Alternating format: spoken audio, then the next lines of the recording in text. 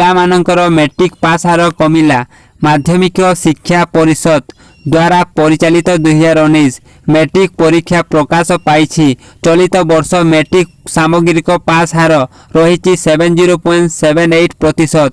ପୂର୍ବ ବର୍ଷ ତୁଳନାରେ ପାଖାପାଖି 6% କମ୍। 2012 ଠାରୁ ଏ ପର୍ଯ୍ୟନ୍ତ ରହିଥିବା ପାସ୍ ହାର ତୁଳନାରେ ବି ଚଳିତ ବର୍ଷର ପାସ୍ ହାର ସର୍ବନିମ୍ନ।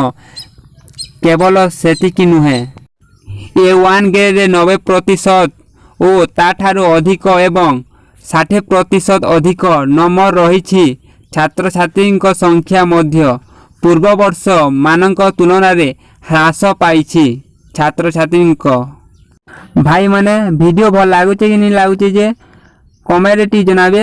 ସବସ୍କ୍ରାଇବ୍ ସେୟାର ଟିକେ କରିଦେବେ।